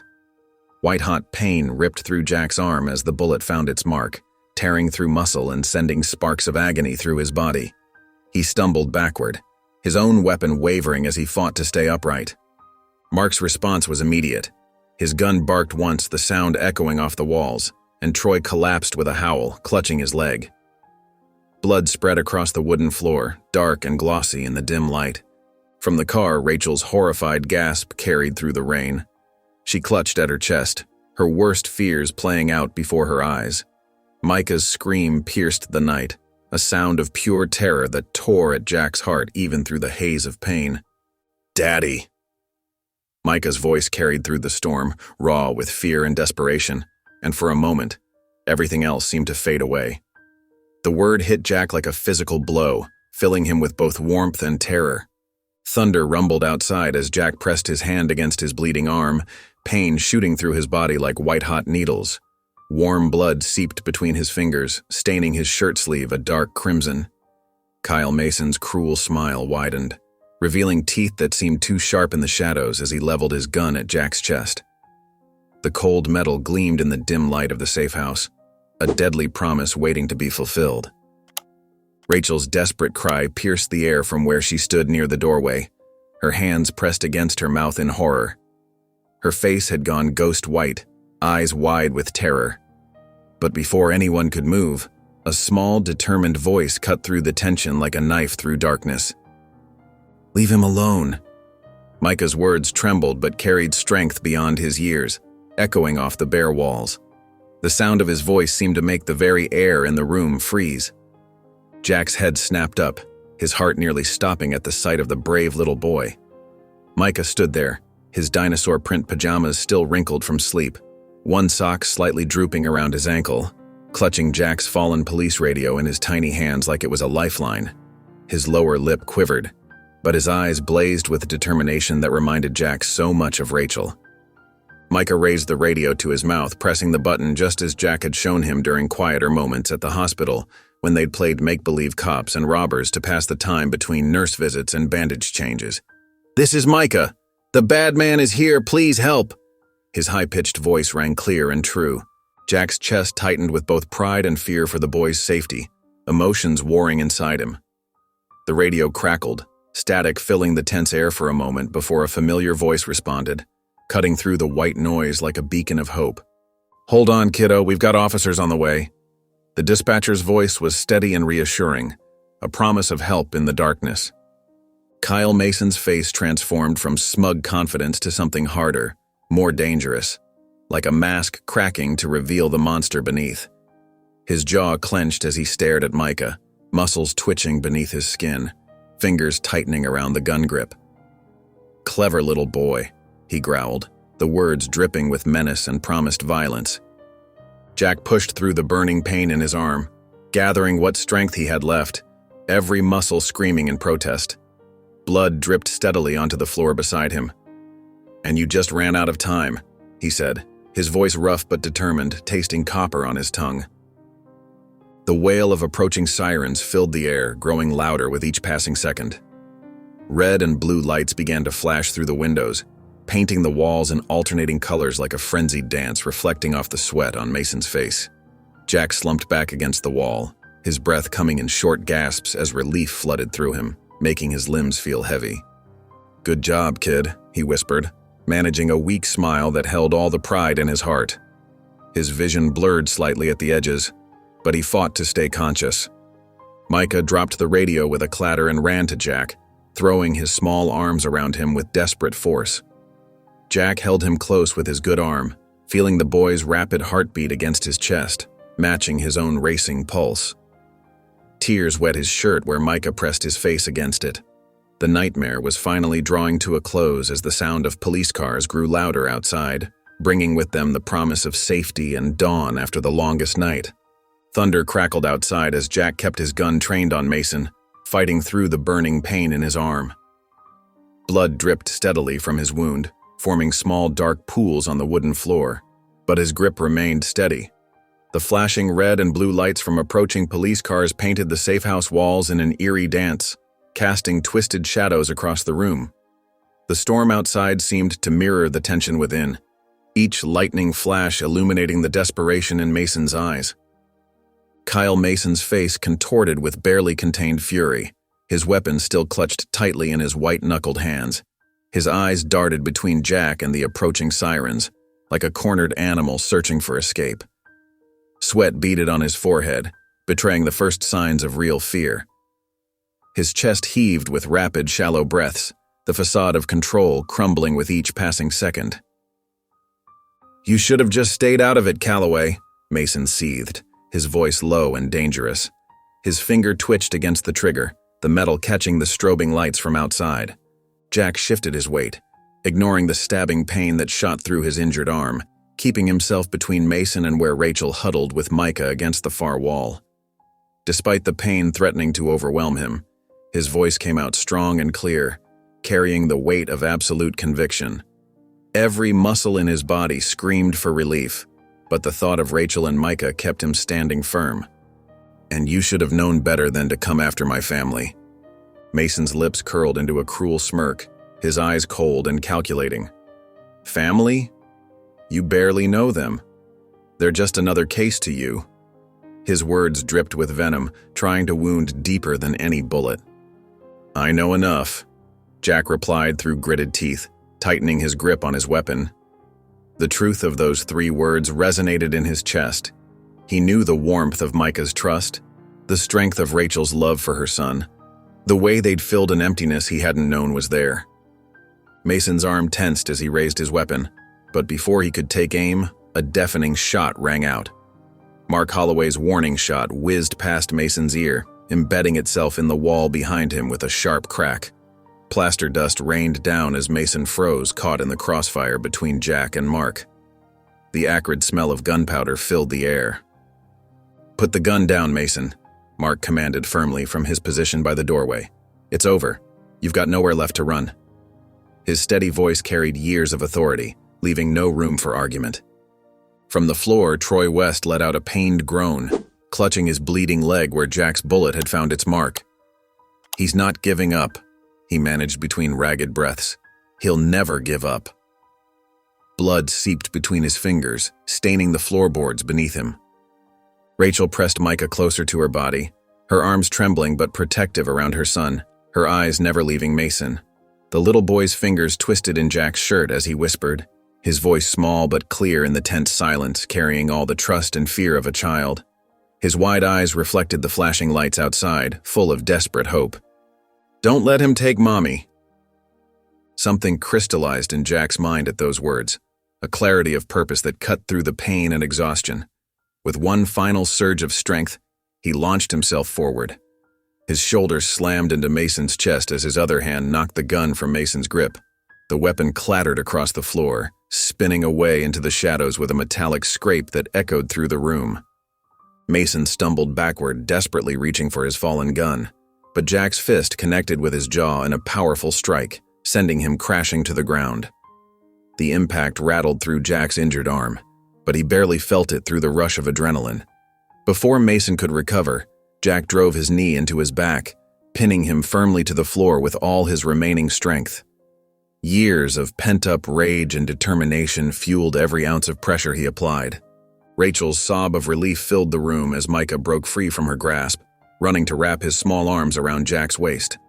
The little boy buried his face in Jack's side, holding on tight as if afraid to let go. Tears soaked through Jack's shirt where Micah pressed against him. Jack's free hand found Micah's shoulder, offering a gentle squeeze of reassurance even as he kept Mason pinned down. In that moment, despite the pain and chaos, Jack felt the pieces of his broken world finally starting to come together. The night air was thick with tension as red and blue lights painted the scene outside the safe house. Jack leaned against the ambulance, his bandaged arm throbbing with each heartbeat. His eyes were locked on Kyle Mason as officers roughly guided the handcuffed man toward a waiting police car. The sight of Mason in custody was a stark contrast to the charismatic, untouchable image he had once projected. Mason's face was a mask of hatred, blood trickling from his split lip. He spat onto the pavement, his eyes burning with cold fury. "You think this is over?" he snarled, trying to maintain his defiant tone despite his defeat. Jack stood straighter despite the pain radiating from his arm. His voice was steady and firm, carrying the weight of justice. "For you? Yeah, it is." The words hung in the air, a final verdict on Mason's reign of terror. A few feet away, Troy West groaned as officers helped him into another squad car, his leg bandaged where Mark's bullet had found its mark. West's grimace of pain was a stark reminder of the lengths they had gone to protect Rachel and Micah. Rachel stood close to Jack, her hand protectively on Micah's shoulder. The little boy hadn't let go of Jack's hand since the arrest, his tiny fingers wrapped tightly around Jack's larger ones, a symbol of the unbreakable bond they had formed. Mark approached them, his face showing relief as he clapped Jack carefully on his uninjured shoulder. "You did good, Calloway. This couldn't have happened without you." Jack exhaled slowly, feeling the adrenaline finally starting to fade. "So what happens now?" His voice was tinged with a mix of exhaustion and hope. Mark consulted his notebook, flipping through the pages. "Mason's going away for a long time. So is West, and we're digging into their associates." He looked up, his expression serious. "We're going to dismantle this whole operation. No more innocent lives will be ruined by their crimes." Rachel's shoulders sagged with relief, tears gathering in her eyes. "Does that mean we're safe now?" Her voice was barely above a whisper, filled with a mixture of hope and disbelief. Jack nodded, though something heavy still sat in his chest. The weight of everything they'd been through, everything they'd survived, pressed down on him. Was it really over? Could they finally find peace? His thoughts were interrupted by Micah tugging gently on his hand. Jack looked down to find those big eyes staring up at him, full of trust and something that made his heart squeeze. The little boy stepped forward, wrapping his arms around Jack's waist in a tight hug. "Thank you," Micah whispered softly, his voice filled with pure gratitude. Jack's chest tightened, but this time it wasn't from fear or worry. This feeling was different, warmer, lighter. For the first time in years, real peace settled over him, washing away the darkness that had haunted him for so long. The night air seemed to breathe a sigh of relief, as if the world itself was finally at ease. The evening light filtered through the windows of Rachel's new home, casting warm shadows across the living room. The house was smaller than her previous one, but it felt safer, more like a real home. The walls, freshly painted in soft cream, seemed to wrap around them like a protective embrace. Rachel placed 2 steaming plates of spaghetti on the wooden dining table, her movements careful and deliberate, the familiar aroma of garlic and tomatoes filling the air. She paused, her attention drawn to the scene in the living room. Jack sat on the worn leather couch, his injured arm resting in a sling, while Micah snuggled against his side, his favorite dinosaur pajamas slightly too big for his small frame. The little boy's finger traced the colorful pictures in his book as Jack listened attentively to his excited whispers about the story, nodding at all the right moments. The sight made Rachel's heart squeeze. After everything they'd been through, this quiet moment felt almost surreal. The soft lamplight, the gentle murmur of their voices, the peaceful atmosphere. It was everything she'd dreamed of but never dared hope for. Micah hadn't smiled this much in months, maybe years. And Jack, despite his injuries, his face showed a peace she hadn't seen before, the usual tension in his shoulders finally easing. And then the dragon. Micah's voice drifted off as his eyes grew heavy, his words slurring with sleepiness.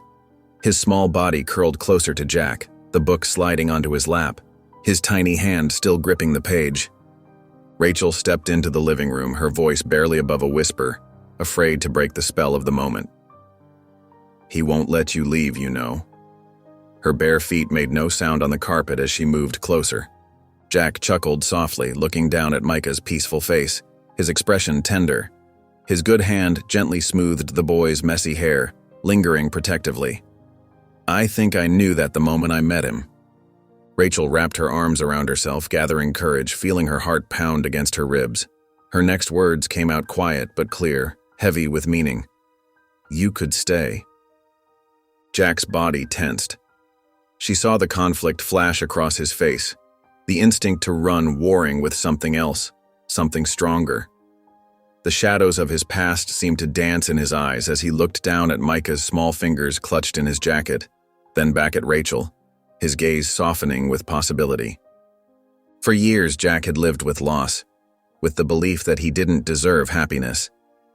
But here, in this moment, with Micah's steady breathing and Rachel's hopeful eyes, something shifted inside him.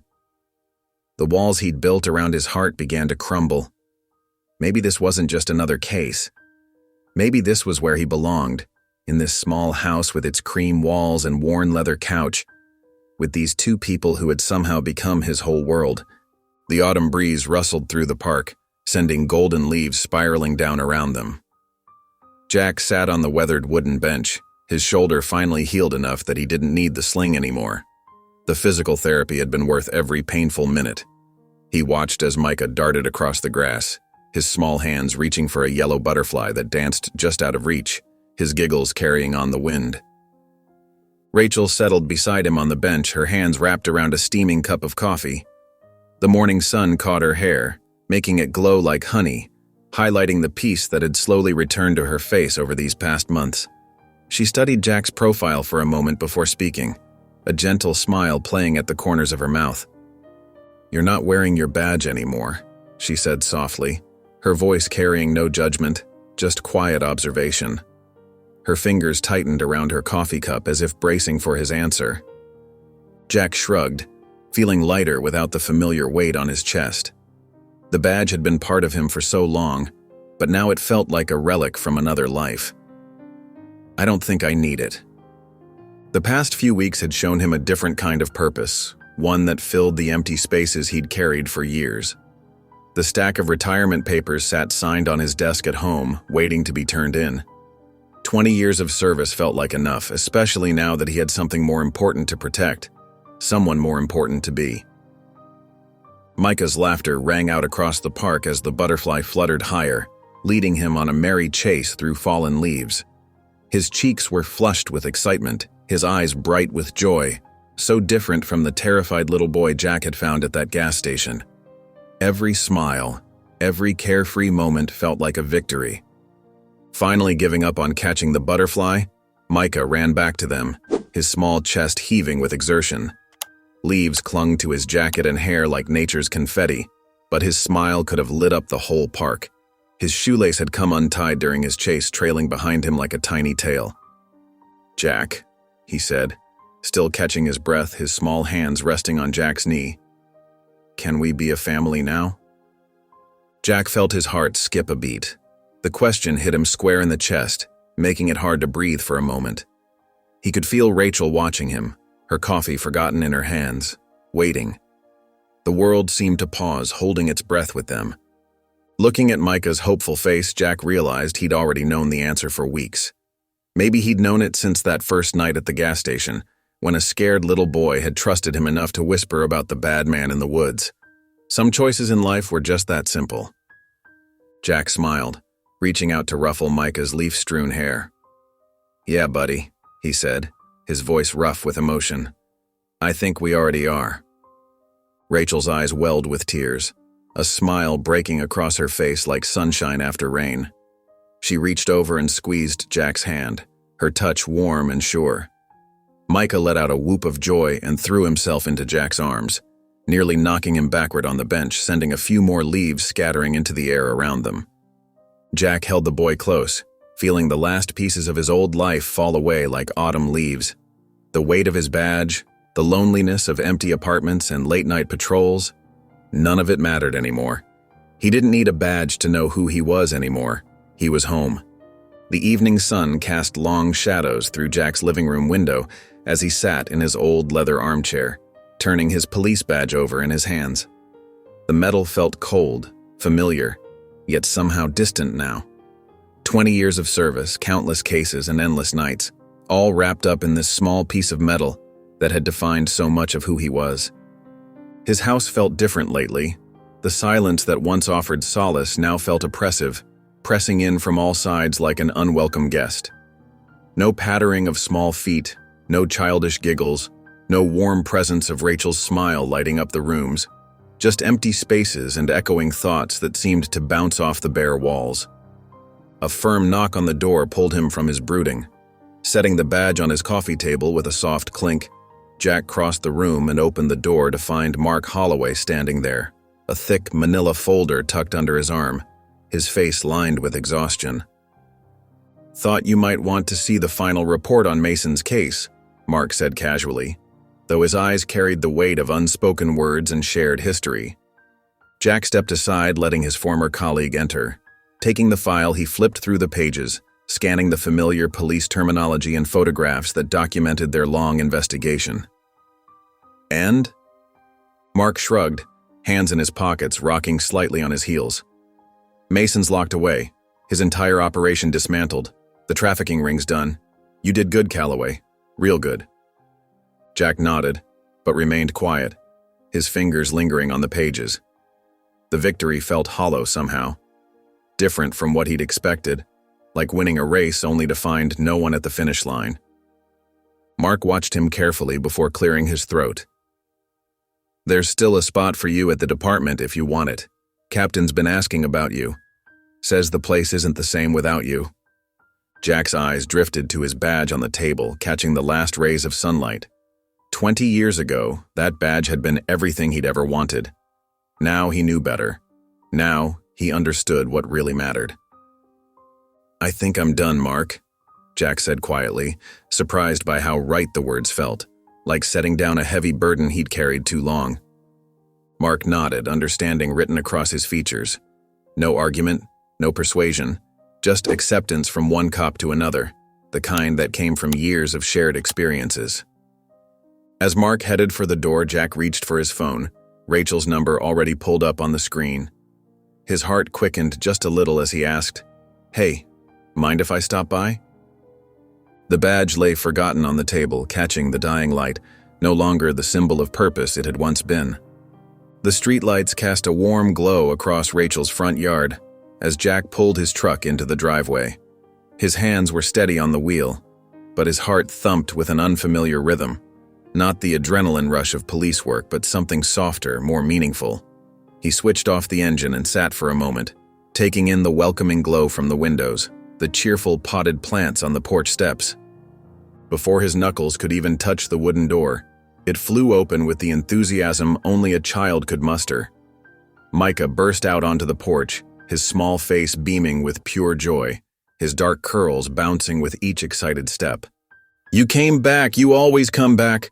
Micah exclaimed, launching himself forward, wearing his favorite dinosaur pajamas. Jack caught him with practiced ease, lifting the boy into his arms.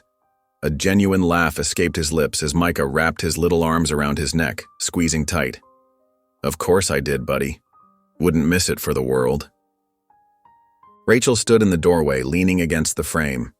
The porch light caught her gentle smile, and something in Jack's chest tightened at the sight. She wore simple jeans and a soft blue sweater, her hair pulled back in a casual ponytail, but to Jack she looked like home. Her eyes sparkled with warmth as she watched them. Inside, the house was filled with the aroma of home cooking and the warmth of family life.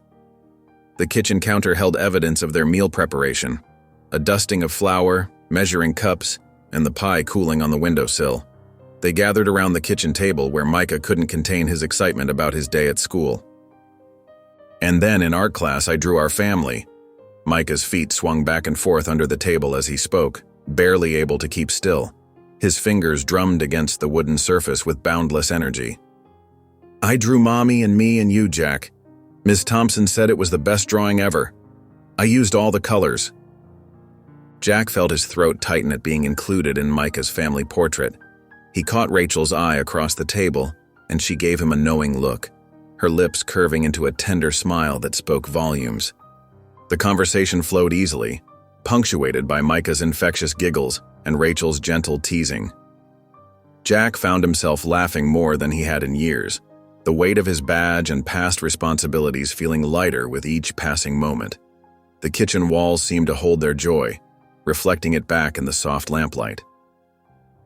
After dinner, Rachel pulled out a freshly baked apple pie, the crust golden brown and perfect, with delicate lattice work across the top. Steam curled invitingly from the warm filling as she placed a generous slice in front of Jack, the scent of cinnamon and warmth rising from the plate. "You belong here, you know," Rachel said softly, her voice carrying a certainty that made Jack's heart skip. Her hand brushed his shoulder as she passed, leaving a trail of warmth. He paused, fork halfway to his mouth, and met her gaze. The question that had haunted him for weeks echoed in his mind. Did he? Could he really belong here, in this warm kitchen, with this small family that had somehow worked their way into his heart? The old doubts tried to surface, but they felt weaker now, less convincing. Jack took a bite of the pie, letting the sweetness spread across his tongue. The warmth settled in his chest, mixing with something else, something that felt remarkably like peace. The gentle clink of dishes, Micah's quiet humming as he colored at the table, Rachel's presence beside him. It all felt right.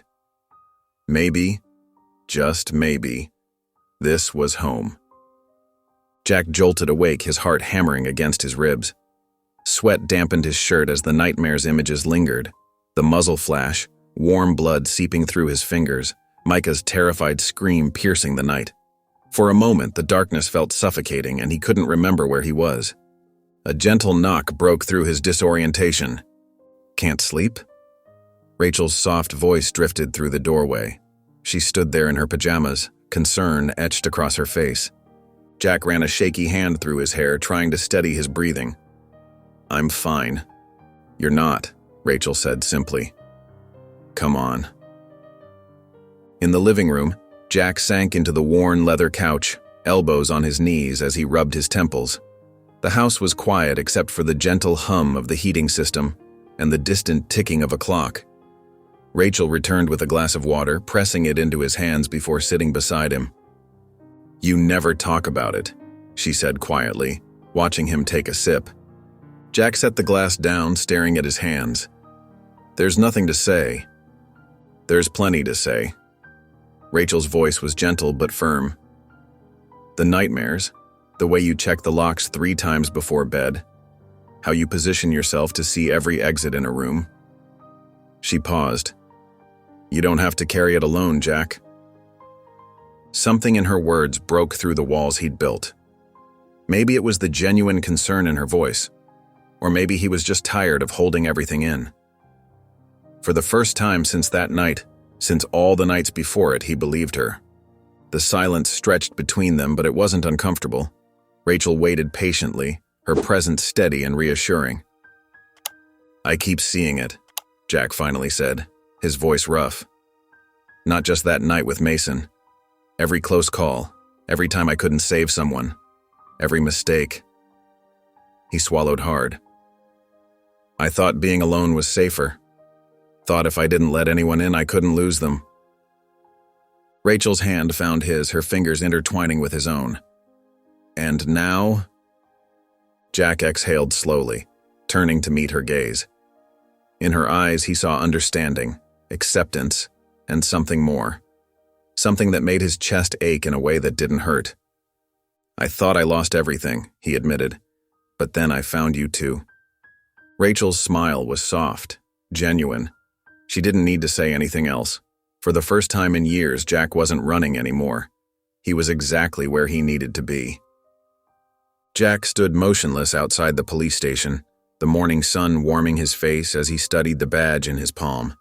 His thumb traced over the engraved letters of his name, a name that had been synonymous with law enforcement for over 2 decades. The metal felt heavier today, weighted with memories of late-night calls, dangerous pursuits, and countless moments of both triumph and heartbreak. He took a deep breath, straightening his shoulders.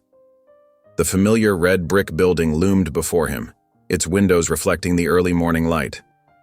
How many times had he walked through those doors, ready to face whatever challenges awaited? Today would be different. Today would be the last time. Inside, the station hummed with its usual activity. Officers nodded at him as he passed, but Jack barely noticed. His feet carried him straight to Mark's office, where his old friend and colleague sat buried in paperwork. Mark looked up as Jack entered, his expression curious. "Change your mind?" Jack shook his head and placed the badge carefully on Mark's desk. The sound of metal meeting wood seemed to echo in the small office. "I think it's time for a new chapter." Mark stood slowly, a knowing smile crossing his face. He extended his hand across the desk. "Then go write it, Calloway." Jack gripped his friend's hand firmly, years of shared experiences passing between them in that simple gesture. They didn't need words to express what this moment meant. The end of one journey and the beginning of another. As Jack stepped out of the station, a cool breeze rushed past him, ruffling his hair. The weight he'd carried for so long had lifted, leaving him feeling lighter than he had in years. Free. He pulled out his phone and dialed Rachel's number, a smile tugging at his lips. "I'm coming home," he said simply. Rachel's warm laugh filled his ear. "We'll be waiting." Jack slid into his car, starting the engine. For the first time in a long time, he wasn't running away from something. He was heading toward everything that mattered. Jack steered the car down the quiet suburban street, his eyes flickering to the rearview mirror every few seconds to check on Micah. The boy sat contentedly in his booster seat, small legs swinging back and forth as he sipped his apple juice. The routine felt natural now, picking Micah up from school, driving home together, sharing stories about their day. "If you're not a cop anymore, what are you gonna do?" Micah's innocent question broke the comfortable silence. Jack's hands tightened slightly on the steering wheel. He hadn't really thought that far ahead yet. Everything had happened so fast, turning in his badge, stepping away from the force, finding this new rhythm with Rachel and Micah. "I guess I have to figure that out," Jack replied, trying to keep his voice light and casual. The car fell quiet again, save for the soft, slurping sounds of Micah finishing his juice box. Jack could feel Rachel watching him from the passenger seat, her presence both comforting and nerve-wracking. Then Micah's small voice piped up again, softer this time, almost hesitant. "Can you be my dad instead?" Jack's breath caught in his throat. His heart seemed to skip several beats at once. In the mirror, he could see Micah's big brown eyes watching him hopefully, waiting. Rachel turned sharply in her seat, her own eyes wide with surprise at her son's bold question.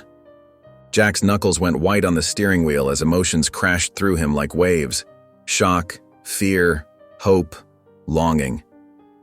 This wasn't just a casual question from a child. This was everything. All of Micah's hopes and needs wrapped up in 6 simple words.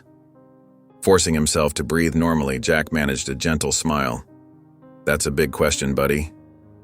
Micah shrugged, returning to his juice box with the simple acceptance only a child could manage. "I think you'd be a good one." Rachel's hand found his on the gear shift, squeezing gently.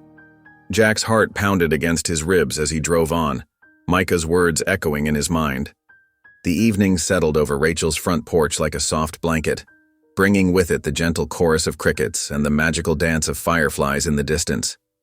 Jack sat beside Rachel on the worn wooden steps, his shoulders relaxed but his mind racing with thoughts of Micah's question from earlier. Rachel shifted slightly, her shoulder brushing against his.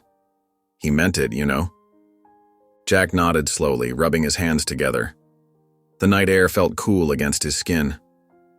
"I know." The weight of those 2 simple words hung between them.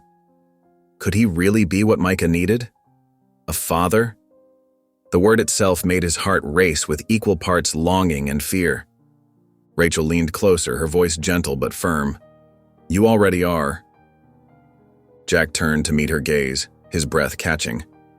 In her eyes, he saw nothing but truth. He never expected this. Any of this. Not the way Micah's face lit up when he walked into a room, or how natural it felt to help with homework, or the simple joy of family dinners around Rachel's kitchen table. A family, a home, a future. The very things he'd convinced himself he could never have, never deserve. But now, sitting here with the woman who had somehow broken through his walls, knowing that precious little boy slept peacefully inside, Jack wanted it all, more than anything he'd ever wanted before. Jack exhaled slowly, reaching for Rachel's hand. Their fingers intertwined naturally, like they'd always belonged together. "I don't want to run anymore." Rachel's smile was soft in the dim porch light. "Then stay." Jack nodded, feeling something settle deep in his chest. For the first time in his life, he was ready. Ready to stop running, ready to be the man Micah saw when he looked at him.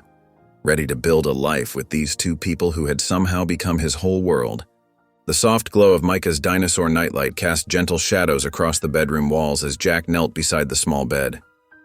The boy stirred beneath his superhero blanket, his eyes fluttering open at Jack's presence. A sleepy smile spread across his face. "You're still here," Micah mumbled, his voice thick with sleep as he rubbed his eyes with tiny fists. Jack felt his heart swell. "Yeah, buddy, I'm still here." The room was quiet except for the gentle hum of the nightlight and Micah's soft breathing. Star stickers dotted the ceiling above them, glowing faintly in the darkness. Jack noticed how Micah's stuffed rabbit lay forgotten at the foot of the bed, replaced by the boy's desire to reach for Jack instead. Micah stretched his small arms toward Jack, his fingers searching until they found Jack's hand. His grip was soft but certain, like he was making sure Jack was real and not just a dream. "Are you staying?" Micah whispered, his voice carrying all the hope and vulnerability that only a child could express. Jack felt warmth flood through his chest, spreading until it reached every corner of his being. The answer that had seemed so complicated before now felt simple and clear. All his doubts, all his fears about not being enough, they didn't matter anymore. What mattered was this moment, this child, this choice. "I'm not going anywhere, kiddo," Jack whispered back, giving Micah's hand a gentle squeeze. Micah's smile grew wider even as his eyes grew heavier. His small fingers tightened around Jack's hand, holding on as if to make sure Jack would keep his promise. In that simple gesture, Jack felt the weight of his words settle into place, not as a burden but as an anchor. Jack leaned down and pressed a gentle kiss to Micah's forehead, breathing in the sweet scent of children's shampoo and innocence. Micah's eyes drifted closed, his smile peaceful as sleep pulled him under once more. Sitting back, Jack watched the steady rise and fall of Micah's chest. The boy's hand was still wrapped around his finger, trusting and secure. For the first time in years, Jack felt the restlessness in his soul quiet down. Here, in this room with dinosaur stickers on the walls and a child's unwavering trust in his hands, Jack finally felt at home. Fireflies danced in the warm spring air as Jack stood on the weathered porch, hands tucked in his jeans pockets. The setting sun painted the sky in soft oranges and pinks, casting long shadows across the freshly cut grass where Micah darted back and forth, his bare feet kicking up little puffs of dirt. "Got one." Micah's excited voice rang out as he cupped his hands together, a tiny light blinking between his fingers. Rachel stepped beside Jack, her presence as natural as breathing now. She slipped her hand into his, and he gave it a gentle squeeze. The simple gesture carried more meaning than words ever could. "You're happy, aren't you?" Rachel asked softly, her eyes fixed on Micah as he released the firefly and chased after another. Jack nodded, a smile tugging at his lips. "Yeah, I am." The words came easily now, no longer weighted down by guilt or fear. Rachel leaned her head against his shoulder, her hair carrying the scent of lavender. "So what's next?" Jack chuckled, the sound warm and genuine. "Whatever comes our way." The future no longer seemed like a threat to guard against, but a promise to look forward to. Micah's laughter echoed across the yard as he spun in circles, arms outstretched. His joy was infectious, pure and untainted by the shadows of the past. This was the childhood he deserved, carefree, safe, loved. "Daddy, look," Micah called out, running toward them with his hands cupped together again. The word daddy no longer caught Jack off guard. It felt right, like it had always been meant for him. Micah launched himself forward and Jack caught him effortlessly, lifting him high into the air. The boys' giggles filled the evening air as Rachel wrapped her arms around them both, completing their circle. Jack held them close, his heart full. "You were right, buddy," he whispered into Micah's hair. "We're a family now." Micah's arms tightened around Jack's neck, his small face pressed against Jack's shoulder. "I knew you'd stay," he mumbled happily. The evening breeze carried the sweet scent of spring flowers, and somewhere in the distance, a whippoorwill called out. The moment was perfect, not because everything was perfect, but because they were together. If you enjoyed the story of Jack, I handpicked this next story that you will enjoy. Please don't miss this one. Click here to watch it.